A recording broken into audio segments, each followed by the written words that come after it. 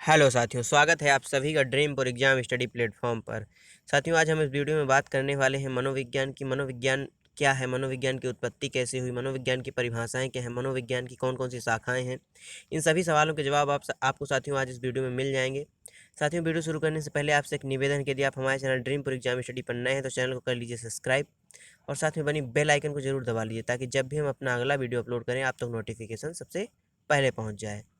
चलिए साथियों, वीडियो को शुरू करते हैं। मनोविज्ञान। शताब्दियों पूर्व मनोविज्ञान को दर्शन शास्त्र की एक शाखा के रूप में माना जाता था।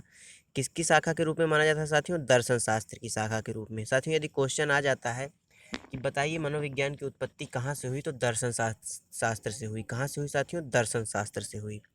मनोविज्ञान को स्वतंत्र विषय बनाने के लिए इसे परिभाषित करना प्रारंभ किया गया। साइकोलॉजी शब्द की उत्पत्ति गैरेट के अनुसार, किसके अनुसार साथियों? गैरेट के अनुसार ग्रीक या लैटिन भाषा के दो शब्दों से हुई है। कौन कौन से? एक साइकी और दूसरा लोगस। साथियों, साइकी का अर्थ है आत्मा और लोगस का अर्थ है अध्ययन करना, यानी आत्मा का अध्ययन करना। आत्मा शब्द को आधार मानकर 16वीं शताब्दी में सर्वप्रथम प्लेटो, अरस्तु और डेमार्क के द्वारा मनोविज्ञान को आत्मा का विज्ञान माना गया। साथियों, यदि क्वेश्चन आता है बहुविकल्पी में या ऑब्जेक्टिव में कि बताइए निम्नलिखित में से किसने साइकोलॉजी या मनोविज्ञान को आत्मा का विज्ञान माना, उसमें ऑप्शन होते हैं प्लेटो, अरस्तु और डेमार्क, उपरोक्त सभी। तो आप उपरोक्त सभी में टिक करके आएंगे। किस में आएंगे साथियों? उपरोक्त सभी में टिक करके आएंगे। दूसरा पॉइंट क्या है?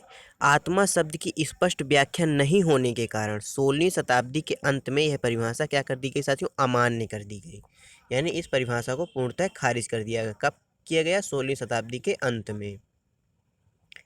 अब आती है साथियों 17वीं शताब्दी। 17वीं शताब्दी में इटली के मनोवैज्ञानिक पंपोलॉजी व सहयोगी थास्ट रीड ने मनोविज्ञान को मन या मस्तिष्क का विज्ञान माना। साथियों, मन या मस्तिष्क का विज्ञान मनोविज्ञान को किसने कहा? तो पंपोलॉजी ने कहा। किसने कहा? पंपोलॉजी ने। कब कहा? 17वीं शताब्दी में। बाद में यह परिभाषा भी अपूर्ण अर्थ होने के कारण 18वीं शताब्दी में अमान्य कर दी गई। कब अमान्य कर दी गई साथियों? 18वीं शताब्दी में। क्यों कर दी गई? क्योंकि ये इसका अर्थ जो है अपूर्ण था, यानी इसकी पूर्णतः व्याख्या नहीं की जा सकी। फिर आती है 19वीं शताब्दी। 19वीं शताब्दी में विलियम बुंट, James Shelly, William James Titchener आदि के द्वारा मनोविज्ञान को चेतना का विज्ञान कहा गया। साथियों, यदि आपसे क्वेश्चन पूछ लेता है कि बताइए चेतना का विज्ञान किस मनोवैज्ञानिक ने मनोविज्ञान को कहा, और ऑप्शन में यदि विलियम बुंट, जेम्स सल्ली आदि आदि वैज्ञानिकों के नाम है, तो आप उसी हिसाब से टिक करके आ सकते हैं। यह परिभाषा भी अपूर्ण अर्थ होने के कारण अमान्य कर दी गई। क्या हुआ साथियों? इसको भी अमान्य कर दिया गया। इस बीच में साथियों कई चीज़ें हुई जो जान लेते हैं। विलियम बुंट ने जर्मनी में कौन से? कार्ल मार्क्स विश्वविद्यालय में 1879 को प्रथम मनोवैज्ञानिक प्रयोगशाला स्थापित की। साथियों, यदि आपसे पूछ लेता है कि बताइए प्रथम प्रयोगात्मक मनोविज्ञान के जनक कौन है, या प्रथम मनोवैज्ञानिक प्रयोगशाला किसने स्थापित की, तो किसने की साथियों? विलियम बुंट ने की। कब की? 1869 या 1879 में। इनको प्रयोगात्मक मनोविज्ञान का जनक भी माना जाता है। साथियों, भारत की बात करें तो भारत में कई जगह साथियों 1915 और कई जगह 1916 भी मिलता है। तो 1915 और 16 में कलकत्ता में किसने? सेन गुप्त ने प्रथम मनोवैज्ञानिक प्रयोगशाला स्थापित की। कहाँ की? कलकत्ता में। किसने की? सेन गुप्त ने प्रथम मनोवैज्ञानिक प्रयोगशाला की स्थापना की। अब साथियों बात करते हैं, आ जाती है 20वीं शताब्दी। 20वीं शताब्दी में वाटसन ने मनोविज्ञान को व्यवहार का विज्ञान माना और आज तक यह परिभाषा प्रचलित है। साथियों, यदि पूछ लेता है आपसे बताइए मनोविज्ञान को व्यवहार का विज्ञान किसने कहा, तो किसने कहा? वाटसन ने कहा। साथियों, वाटसन की एक बहुत ही फेमस परिभाषा है कि आप मुझे एक जन्मजात बालक दे दीजिए या नवजात बालक दे दीजिए, मैं उसको जो चाहूँ वो बना सकता हूँ। मैं चाहूँ तो उसको वकील, डॉक्टर, इंजीनियर या चोर कुछ भी बना सकता हूँ। ये इनकी बहुत ही फेमस परिभाषा है। किसकी साथियों? वाटसन की।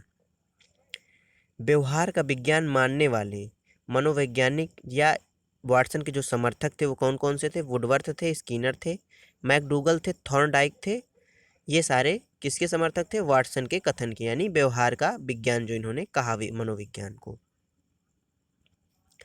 अब मनोविज्ञान की साथियों परिभाषाओं को जान लेते हैं। वुडवर्थ के अनुसार मनोविज्ञान ने सर्वप्रथम अपनी आत्मा का त्याग किया, फिर मन व मस्तिष्क का त्याग किया, फिर उसने अपनी चेतना का त्याग किया और आज वर्तमान में मनोविज्ञान व्यवहार के स्वरूप को स्वीकार करता है।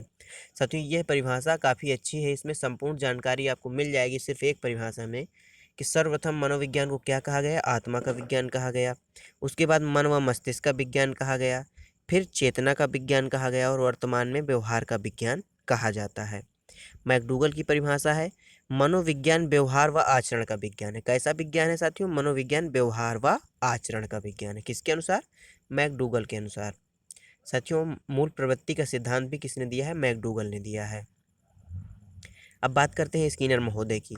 मनोविज्ञान व्यवहार व अनुभव का विज्ञान है। व्यवहार व अनुभव का विज्ञान किसने कहा साथियों? स्किनर ने कहा। वाटसन के अनुसार मनोविज्ञान व्यवहार का शुद्ध, निश्चित, सकारात्मक व धनात्मक विज्ञान है। कैसा विज्ञान है साथियों?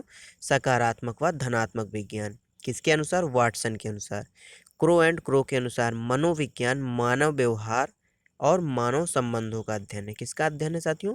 मानव के व्यवहार और मानव के संबंधों का अध्ययन है। ऐसा किसने कहा? क्रो एंड क्रो ने कहा। मन के अनुसार साथियों आधुनिक मनोविज्ञान का संबंध व्यवहार की वैज्ञानिक खोज है। साथियों ये परिभाषा मन ने दी है, ये जो बहुत इंपॉर्टेंट है, ये अक्सर पूछी जाती है। आधुनिक मनोविज्ञान का संबंध व्यवहार की वैज्ञानिक खोज से है। किससे है साथियों? व्यवहार की वैज्ञानिक खोज से।